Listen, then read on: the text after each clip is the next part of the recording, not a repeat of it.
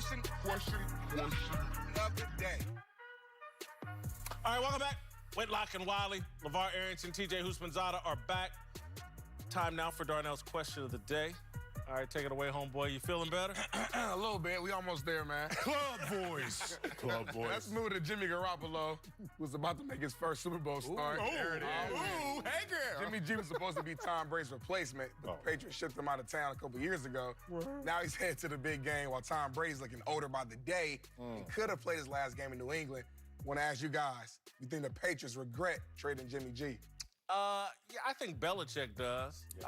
I wouldn't say the Patriots do, but Belichick does because, you know, Jimmy G's in the Super Bowl and looks like he's going to be San Francisco's quarterback the next 10 years. Yeah, they certainly regret it. You got to remember that what was going on was really interesting if you dive into the details. Don Yee represented Jimmy G and Tom Brady. So not only did he hear both sides of the conversation in regards to Tom Brady, but he heard it in regards to Jimmy G. Remember when they offered him that low ball extension to keep Jimmy G comfortable while they rolled Tom Brady out? But then what did Brady end up doing? Brady won an MVP, then had the greatest comeback, and Jimmy G and his agent realized we got to get something for this guy because we don't know when the end is in sight in terms of Tom Brady. But Bill Belichick saw it. His successor was Jimmy G, but he was outmanned because Don Yee also consults for Bob Kraft. That's 3-on-1. So Belichick's sitting there like, can we keep focus on the field? Tom Brady's amazing in accomplishment, but in terms of one-on-one competition, I'm not sure if he's going to beat out Jimmy G in a couple years. They just really suffer from bad timing because they try to keep Jimmy G comfortable until this moment came, but they couldn't. You can't regret it. All right, you brought him in and you had him, and that's great. He came in 2014, all right? Let's think about it. For 2 of the seasons that Jimmy G was in New England, they won Super Bowls. He gets out. What if the premise of getting rid of Jimmy G was to keep Tom Brady happy and comfortable, and we're talking about what did they get back? Well, let's just say they had a Super Bowl appearance and a Super Bowl victory. Yeah.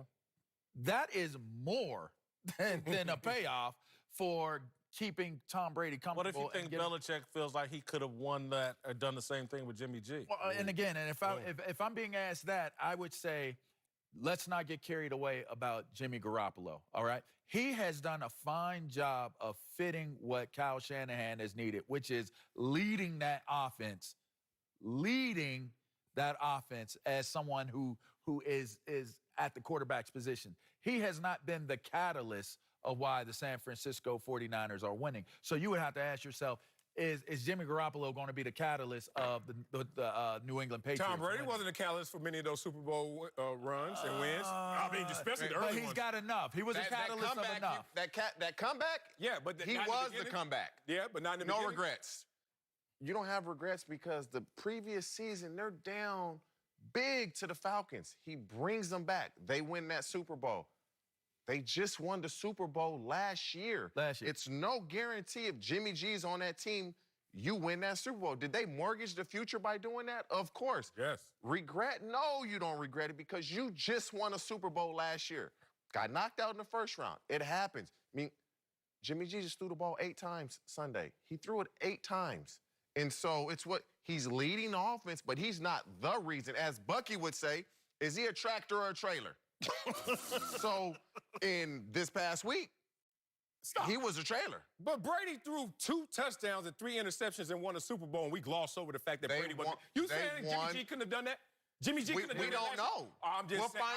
We'll find out in 2 weeks. Belichick would have bet he could have done that. We don't know. What? When you get rid of Jimmy Garoppolo ever been close to being an MVP of this league? No, don't do that. All right. Not at that stage of his career. I mean, didn't Tom Brady get it the year after he left? Well, again, the whole reason for regret isn't about what's in the rearview mirror. It's about what's in the windshield. Okay. And so the question... Maybe a little bit then. Just a little bit, a little bit. You got Jimmy G for the next 10 years. Thank you. Yeah, but... You got Tom Brady shopping for homes in Las Vegas. Would you not trade a Super Bowl for what if? You just said if. Right. Well, I think Belichick thinks we would have won. Belichick would have been here. So he thinks Belichick would have won the Super Bowl. Thank you. If you had to trade a great aging quarterback for this year's Kansas City team to get a Super Bowl, so you got rid of that backup. I'm keeping Patrick Mahomes. You're going to keep Patrick Mahomes. Yeah. Forget about the Super Bowl. Absolutely. What's it for then? Because Patrick Mahomes is going to win You're multiple going to pay it Super Bowls. forward. Well, he hasn't won it yet. Coming up. He will. The Take us NFL to social break. justice efforts continue to prove the disingenuousness of the woke agenda. The most fearless take of the day. Of note, Carson Palmer. I'll give you Carson Palmer. Damn right. AJ, excuse me. Did I say 3? I just had 3 points. It's 2 players. AJ Green and Carson Palmer. I'll give you one more on that list. I'll give you one more. Okay, top 5. Top 5. Justin Smith. Yeah, but he did it in San Francisco But more. I'm just saying. But it wasn't there. He did do it. He turned into this dude. He was pretty good in Cincy. Now, Yeah, I don't buy wasn't the it. same dude. if you're Black the hole. Bengals, you have to consider everything. Man, stop. You have now.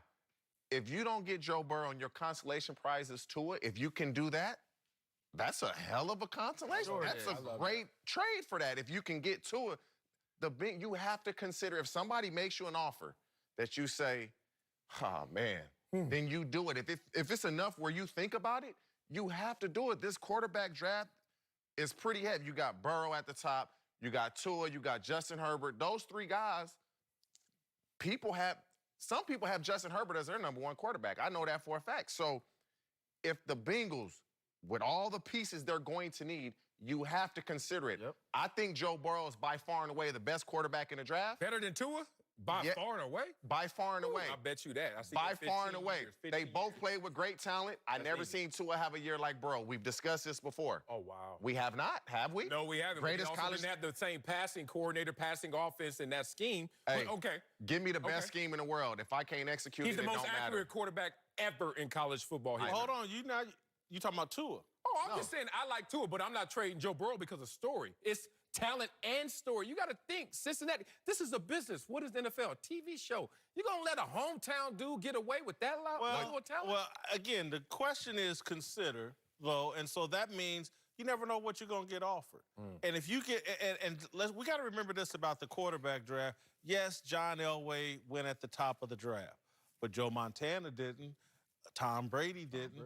Lamar Jackson didn't. Yeah. A lot of times you can sit here and think you've evaluated who the #1 guy is, and he may be the #1, but is your situation the right one for the #1 guy? And so for the same reason everybody's sitting there saying the Bengals have to take him, he's their hometown guy or home state just 3 hours, that actually might be a reason not to take him. He's already left once. Right, but it's also, again, Just one. He already left once. Lamar, I'm going to go to your team or your former team, the Washington Redskins. A lot of people think like Dwayne Haskins at home, that's a problem. That he would be better off away from home and some of that pressure. I certainly saw it, again, with the guy that I grew up with, Jeff George. Coming to the Indianapolis Colts was the original sin that cast him on a path to where he would never live up to all the hype and talent. And so if I'm the Bengals, I certainly consider it. Not saying I would do it because I'm a big believer in Joe Burrow, but consider it, hell yeah. Don't blame the home, blame the him. And it's the individuals. A lot of people, it's an amazing attraction to be at home. Obviously, it can become a distraction. I look at Joe Burrow just thinking about, one, this guy was so amazing, as you said, in performance and production, that it's going to be hard to even discard that. But if you want to look at gaining more assets, I'm open to that, considering it. But boy, you better get everything. Unbelievable. You want plus. Similar to what the Saints got for Ricky Williams. Like, you're really going to give me your entire draft and then That some? ruined That's my the life. awkward. Let's not go there, because that's the reason why I ended up in Washington. Okay, sorry. Okay. Hey, listen, though. He already, so we're clarified, he did leave Ohio State to go to LSU. Because he wasn't going to get Sean. That's different. okay, but he left the situation in his hometown where he could have helped them out. But if I'm the Cincinnati Bengals, they have not stabilized their environment since losing the services of one Mr. Lewis, Marvin Lewis. So I would take, if I can get as much bang for my buck as I can, you got to, because history is not in favor and on your side with getting that top pick. You got to try to get more. Your stat about it, I don't want to throw you a curveball, but your stat about only 2 top since '94. Yeah. How many other top 5 picks have they had? I know, right? Over here. So in '94, Achilles Smith. Yeah, they had number 3. Peter Warwick. You got Big Daddy Wilkinson from Ohio State went number 1. They've had a lot. Kajana Carter went number 1. I mean, you've had some college juggernauts go to Cincinnati and disappear and dissipate. Damn, I ain't got nothing to say. There you go. I'm sorry. They should consider it. All right, before we go, I'd like to address the boldest and most provocative television commercial I've ever seen any sports league or company produce. On Sunday, during the conference championship games, the NFL aired a commercial narrated by former NFL receiver Anquan Bolden that focused on the murder of his cousin, Corey Jones, in 2015. A plainclothes policeman in Palm Beach, Florida, shot and killed Jones on the side of a highway at 3 in the morning. Here's an excerpt of the Inspired Change commercial. Yeah, I'll never forget that night. I was still playing with the 49ers, and my wife walks up after the game. They told me that my cousin Corey had been killed. Corey broke down on the side of the road, and a plainclothes police officer pulled up. Then this guy starts screaming. All you hear from there is 3 shots. That is a heavy message to digest in the middle of a football game. The NFL plans to air it again on Super Bowl Sunday.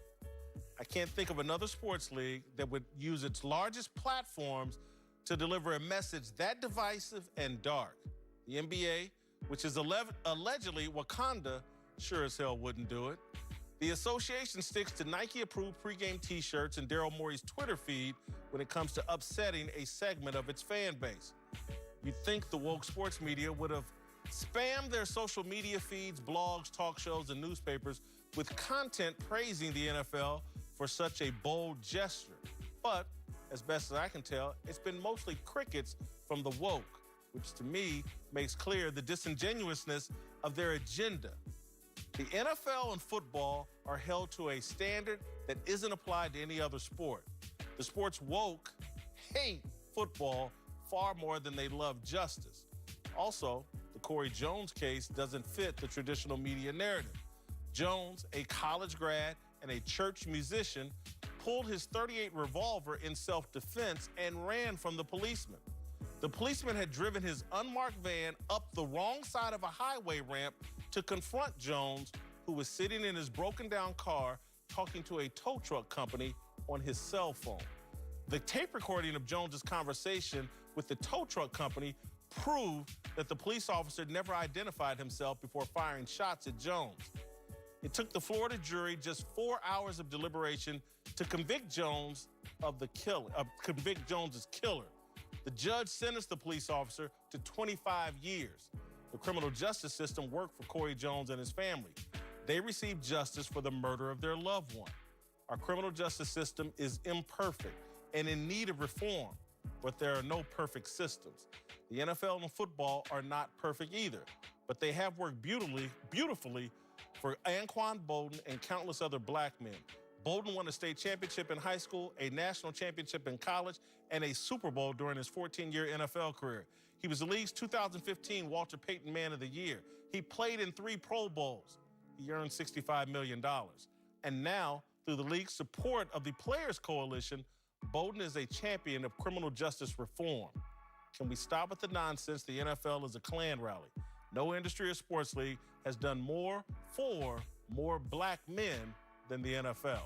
More Speak for Yourself after this.